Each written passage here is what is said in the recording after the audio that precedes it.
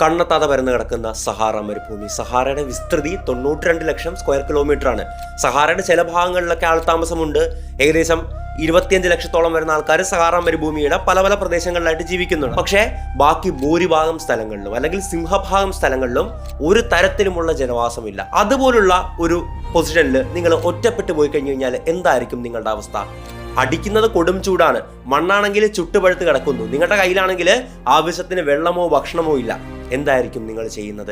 എത്ര ദിവസം നിങ്ങൾക്ക് അവിടെ പിടിച്ചു നിൽക്കാൻ പറ്റും? ഡീഹൈഡ്രേഷൻ സംഭവിച്ച് മരണം പെട്ടെന്ന് തന്നെ സംഭവിക്കുന്ന ഒരു അവസ്ഥയാണ് ഈ സഹാറയിലൊക്കെ ഒറ്റപ്പെട്ടു പോയി കഴിഞ്ഞു കഴിഞ്ഞാൽ സംഭവിക്കാറുള്ളത് അല്ലേ? പക്ഷേ ഈ ഒരു സഹാറ മരുഭൂമിയിൽ കൊടും ചൂടിൽ ഒരു മനുഷ്യവാസവും ഇല്ലാത്ത പ്രദേശത്ത് പോയി എങ്ങോട്ടെന്നില്ലാതെ ജീവിതത്തോടും മരണത്തോടും മല്ലടിച്ച് 10 ദിവസത്തിന് ശേഷം തിരികെ വന്നിട്ടുള്ള